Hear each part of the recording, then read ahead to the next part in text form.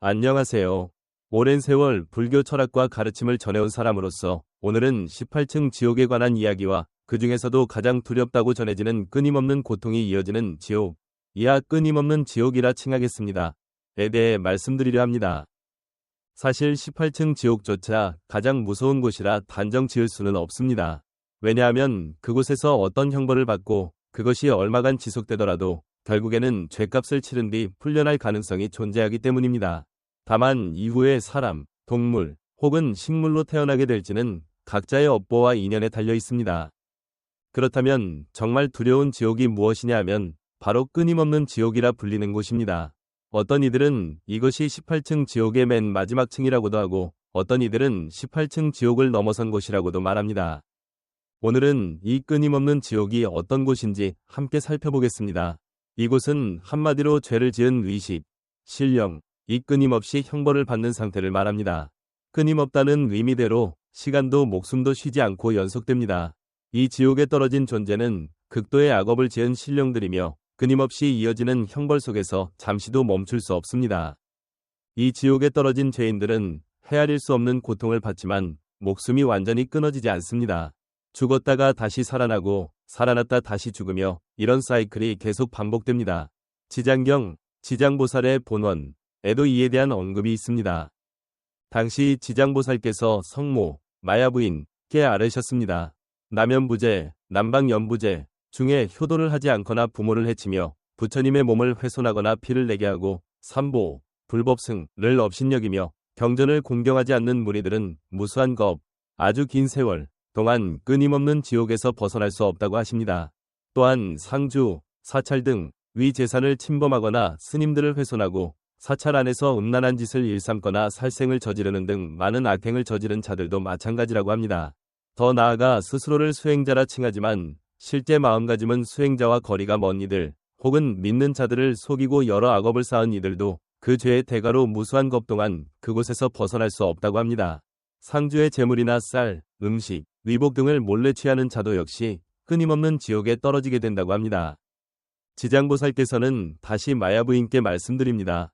말씀드린 이와 같은 여러 죄를 지은 중생은 모두 끊임없는 지옥에 떨어집니다. 잠시라도 고통이 멈추는 일은 한 생각조차 허락되지 않습니다. 이에 마야부인이 다시 지장보살께 여쭙니다. 끊임없는 지옥이란 어떤 곳입니까? 지장보살께서 대답하십니다.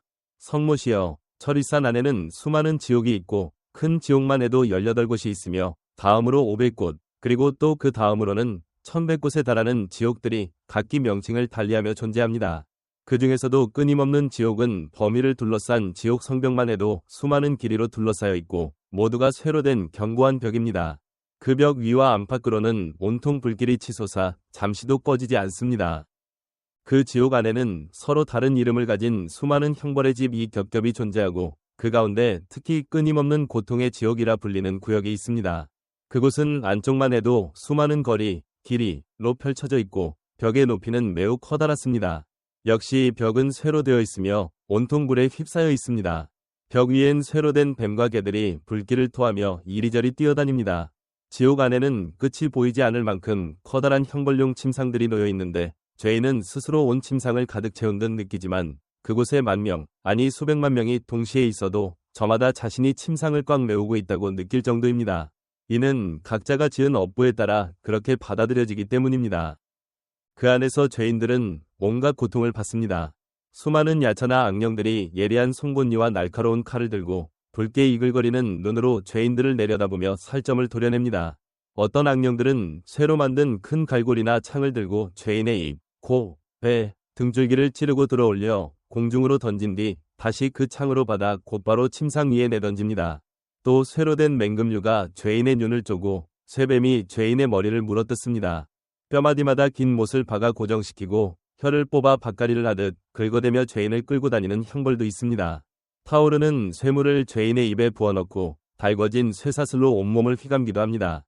이처럼 하루 밤낮에만 수만 번 죽었다 살아나길 반복하며 가늠할 수 없는 긴 세월, 억겁을 보내야 하고 우주의 한 세계가 소멸되면 다른 세계로 옮겨져 또 같은 일을 겪으며 그 다른 세계가 소멸되면 다시 다음 세계로 옮겨져 끊임없이 고통을 받습니다. 끊임없는 지옥이 그렇게 불리는 데에는 5가지 이유가 있습니다. 첫째, 낮과 밤을 가리지 않고 수많은 겁을 지나도 고통이 잠시도 멈추지 않게 끊임없습니다. 둘째, 한 사람만 있어도 지옥을 가득 채운 듯 느껴지지만 수많은 사람이 동시에 있어도 각각이 지옥 전체를 채운 듯 느껴지기에 끊임없습니다. 셋째, 형벌을 주는 도구들, 이를테면 삼지창, 몽둥이, 맹금류, 뱀, 늑대, 개, 절구, 맷돌, 톱, 끌, 칼, 끓는 기름가마, 쇠그물, 쇠사슬, 쇠로 된 당나귀나 말, 가죽으로 머리를 으깨는 장치, 발밑으로 뿌려지는 불타는 쇳물, 배고프면 뜨거운 쇳덩어리를 먹어야 하고 목마르면 펄펄 끓는 쇳물을 마셔야 하는 등 온갖 흉악한 형벌이 일정한 간격 없이 계속 이어져 잠시도 끊기지 않기 때문에 끊임없습니다. 넷째, 남녀노소, 신분, 종족, 귀천, 심지어 천개나 귀신의 몸을 지녔던 자일지라도 지은 악업이 있으면 누구나 차별 없이 같은 고통을 당하기 때문에 끊임없습니다. 다섯째, 이 지옥에 떨어진 이는 처음 들어온 후 무수히 긴 세월 동안 하루에 수만 번 죽었다 살아나길 반복하며 한순간이라도 멈춤을 구할 수 없기에 끊임없습니다. 오직 업보가 소멸된 뒤에야 다시 다른 존재로 태어날 수 있으니 이처럼 끊임없이 이어지기 때문에 끊임없는 지옥이라 부릅니다. 지장보살께서는 마야부인께 다시 말씀하십니다. 이 지옥의 고통을 간략히 말하자면 이 정도입니다만 더 자세히 설명하자면 어떤 무기와 어떤 고통이 있는지 한량없어 한 세월 전체를 다 바쳐도 다 말하지 못할 것입니다. 그렇다면 지옥이라는 것이 정말로 어디인가 존재하는 것인지 죽은 뒤에 정말 그런 세계가 있는지 궁금하실 수 있습니다. 불교나 다른 여러 종교마다 죽은 뒤 존재하는 무서운 세계를 말하고 있습니다. 또 종교를 믿지 않는 이들조차 죽어 지옥에 떨어질까 두려워하는 심리가 있죠. 그렇다면 지옥은 과연 실제로 있는가? 이 의문은 결코 간단치 않습니다. 범인, 보통 사람, 위 눈으로는 죽은 뒤에 지옥을 직접 볼 수 없기에 부처님이나 성자의 경지에 도달한 이들만이 알 수 있다고 전합니다. 그럼에도 불구하고 우리는 경전과 수행을 통해 추론하고 깨달음의 눈으로 살펴볼 수 있습니다. 남방, 남전, 불교든 북방, 북전, 불교든 사람이 죽은 뒤 지옥이 존재한다고 기록합니다. 또한 지옥은 우리가 죽은 뒤 갈 수 있는 6갈래 세계, 6도, 위 하나라고 합니다. 어떤 경전에서는 지옥이 대금강산과 대금강산 사이에 있으며 그 주변은 넓은 바다로 둘러싸여 있다고도 합니다. 또 다른 논서에서는 지옥이 철이산 밖에 있다고도 하고 지옥의 종류가 매우 다양하다고도 말합니다. 어느 시인의 글에는 아비지옥, 아비치에 대해 암담하고 깊다고 묘사하며 그 지옥에 떨어진 중생들은 모두 흉측한 모습을 하고 있으며 끊임없는 고통과 굶주림, 공포에 시달린다고 합니다. 우람분경, 울람분경에는 목걸련, 목련, 위 어머니 청제 또는 달리 불리는 이름으로 도 지옥에 떨어졌는데 과거에 스님들을 저주하고 극심한 분노와 악업을 쌓았기 때문이라고 전합니다. 그곳에서 밥그릇을 들어 올리면 곧장 불덩이가 되어 먹지도 못하는 상황을 겪다가 과거에 스님들에게 공양 올린 적이 있었던 공덕으로 나중에 죄를 다 소멸하고 하늘에 태어났다고 합니다. 이처럼 사람은 죽은 뒤에도 6갈래 세계, 6도를 돌며 태어나는 윤회의 길을 간다고 불교는 설명합니다. 그것이 바로 인과업보의 진리이며 불교만의 독특하면서도 과학적이고 공정한 가르침이라고 할 수 있습니다. 이는 스스로의 책임과 가치를 중시하여 선을 닦고 올바르게 살도록 이끈다는 점에서 매우 긍정적입니다. 비록 법률의 심판을 피해갈 수는 있어도 인과업보의 심판을 피할 수는 없다는 것이죠. 결국 지옥은 실제로 존재하는 하나의 삶의 영역이며 단순한 상징이 아니라고 경전은 말합니다. 물론 불교의 입장에서 보면 모든 현상이 연기로 인해 생겨나고 무상하므로 지옥이든 극락이든 근본은 공이라고도 합니다. 마음작용에 따라 지옥이나 극락처럼 보인다는 이론도 있습니다. 하지만 이것은 이치를 강조하는 관점이고 구체적인 현상의 입장에서는 우리가 지은 업보에 따라 실제 고통을 받는 세계가 있다고 설명합니다.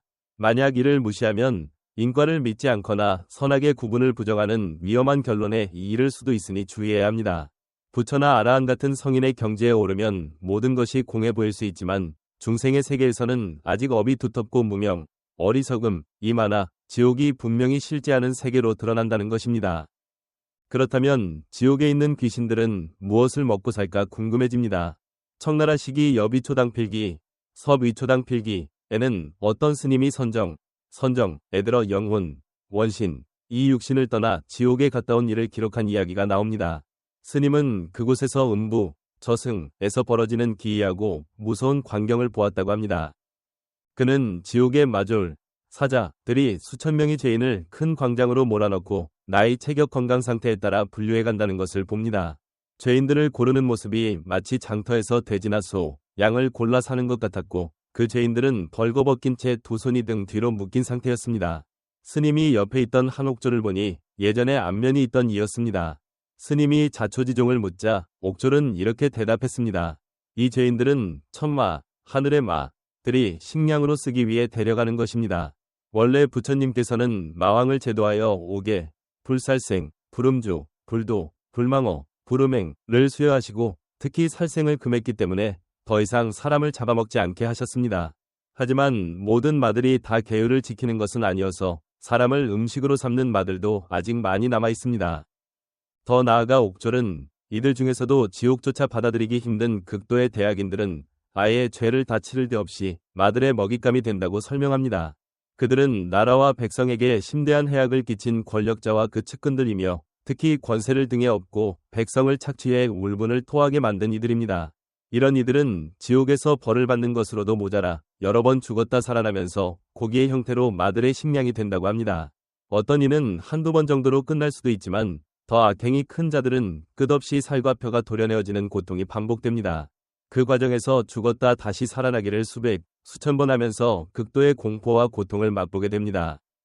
그러나 옥졸은 이렇게 덧붙입니다. 만약 권력을 이용해 더 많은 이들을 돕는다면 그것도 큰 선업을 쌓는 것입니다.